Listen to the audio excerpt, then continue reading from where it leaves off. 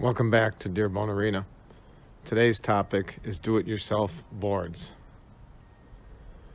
First, I'm going to show you the finished product. Then we'll talk about how to set them up and take them down. And finally, I'll actually show you how to build them. So you'll see here just scanning around the rink. The primary ingredients in these do-it-yourself boards are 2x4s and 3/4 inch plywood and a couple of 4x4s, some 4x4s. In the case of this door, you want a little bit more reinforcement on the 4x4s. Notice the rebar that is holding these boards up, and that's all there is to it, is drill some holes, put some rebar in these boards. I've been using these for 25 years and they've been fantastic. Also point out in the corners, you can make your corners as wide or as narrow as you want. So you see one down there, a short corner, and you see another one here, very small. And the key is you don't want to have exposed edges in the corners because you don't want hockey sticks getting caught in the edges. So that's the key on all the corners, is to avoid hockey sticks getting caught in or snow piling up. You want to soften the corners a little bit. I'm going to show you how to take the boards down first. Then I'll show you how we put them up to begin with. Okay, so first thing, taking them down and putting them up. Let me review the tools. Drill, torque screws, 3 inches, level for level and plumb, 3-foot piece of rebar, sledgehammer or hammer. Sledgehammer is probably overkill. A lever and a fulcrum, and vice grips. Those are all the tools you're going to need. So let's start with vice grips. We're now removing these for the season. I'm going to grip the bottom of this board. I'm going to take my fulcrum, place it a little away from the board. I'm going to take my lever, put it under the vice grip, and push. Notice it removes the piece of rebar very easily. Remove the vice grip, pull the rebar out, set it down. Now, what I've also learned over the years is I used to put 2 pieces of rebar in every board. Total overkill. 1 piece of rebar is more than enough periodically, because what happens during the season is the ice builds up along these boards and they're not going anywhere. They're incredibly firm and stiff once they're surrounded by ice. Okay, so next step, instead of having rebar on all the boards, what I've done is periodic pieces of rebar, and then I put in 3-inch torque screws to pull the boards together. So I'm going to remove them. And I leave the screws in during the off season. And I also let them stick out a little bit so they don't get sunk inside the wood and I lose them. Okay, I removed them at both ends, and you'll see now this board should come right out. Okay, so now that board is out. If I was to put it in for the season, if I was starting in the beginning, in terms of the setup, I can squeeze it in.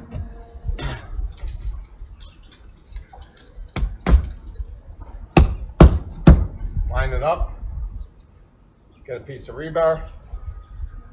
Put it in the hole.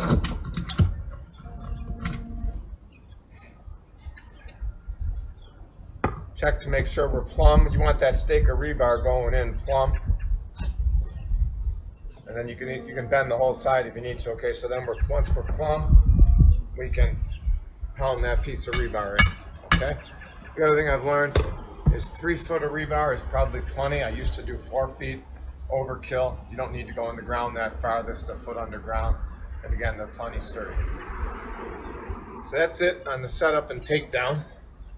Very easy. This will take me not very long to get these down. Okay, we're back here. It's about an hour and 10 minutes later. Not too bad. Everything is, all the boards are taken down and assembled in the driveway, ready to be loaded in the truck and taken to storage in the morning. There's one last thing I wanted to show you before I take these last 2 pieces to the driveway. Notice, first of all, the door for the entrance. One main thing you got to remember is you want to make certain the bottom part of the door is high enough to cover your ice. If you're going to have 8 inches of ice, you want 2 4x4s underneath. If you're going to have 4 inches of ice, 1 4x4 is fine. So just remember that before you build your door. And then secondly, you'll also notice this corner. Notice how nice and tight that corner is. For those of you that plan on having larger rinks, you might want softer corners, in which case you need to get the boards plumb and level right next to each other with a tight corner, so no sticks get caught in those corners. So the way to do that, obviously, they got to be plumb and level. And then once they're plumb and level, I'm going to go to the other side here and show you what I put in there. I put a lag bolt in those to pull them together so they stay nice and stuck. So I'm going to remove this last lag bolt, and then we will have these boards all done. And there we go. I got to put the last 2 boards in the driveway.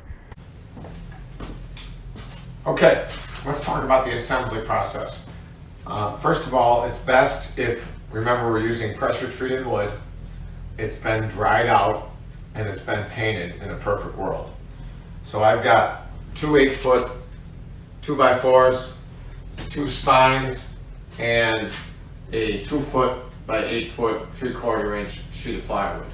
Step 1 is I clamp these 2 boards together, and we want to drill holes, matching holes, 3/4 inch matching holes, so the rebar, which is 5/8 inch, can fit through. Okay? Make sure they're loose, because that rebar is going to be snug, but you got to have a little wiggle room, otherwise it's too difficult to get out. So I got the 2 holes drilled. Then the next step is to assemble the frame.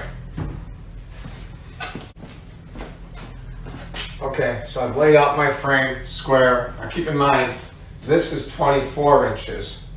I've made the frame 24 1/4 inch. And I'll explain why we do that in a moment.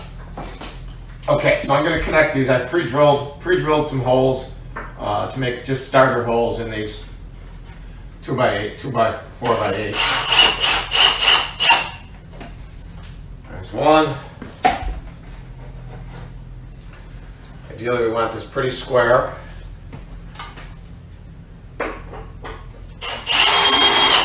There's 2.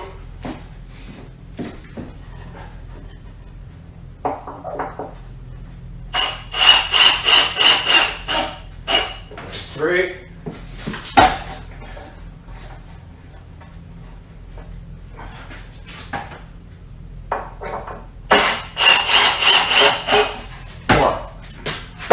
Turn it up, nice and square. We'll put a second screw in each one, just so that spine doesn't twist, okay?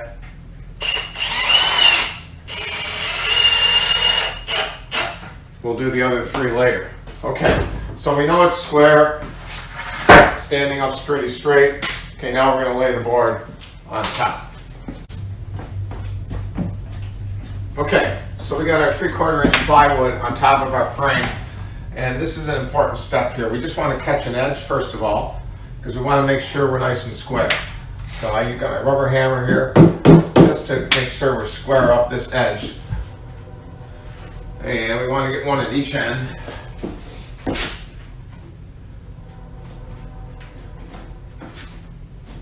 Just to get us started.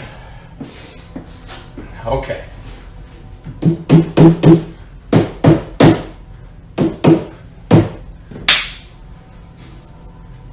Pretty square. Okay, so we're going to tack it in on each end.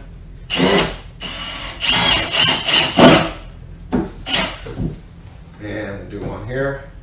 Actually, I like to go to the other end first. Then we know we're square. We'll go to this end, get this corner in.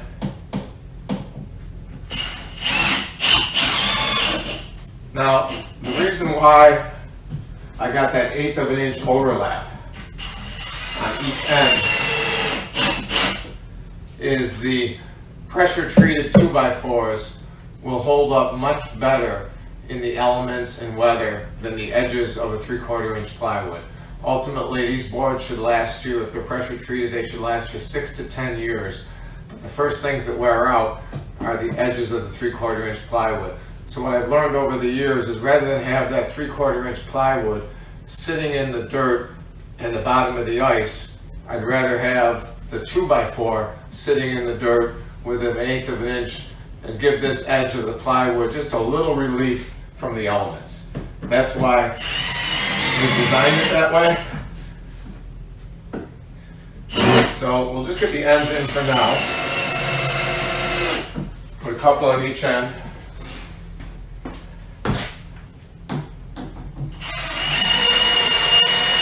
This is the easy part.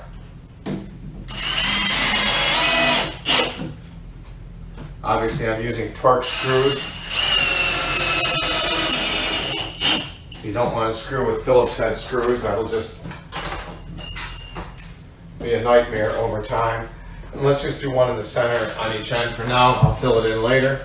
And I can tap that in a little bit in case the 2x4 is a little warped.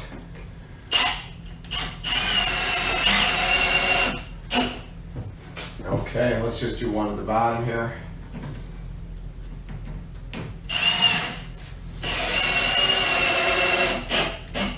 Okay, so I've got it painted. This will be the top side for this year. Look at that, it stands right up nice and square. So this 2x4 is an 1/8 of an inch higher than the 3/4 inch lip. And then maybe a couple of years from now, I put this on the bottom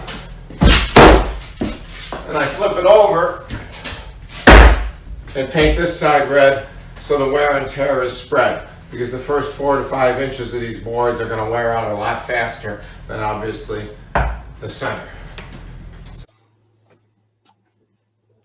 Let's talk a little bit about safety before we talk about the material list.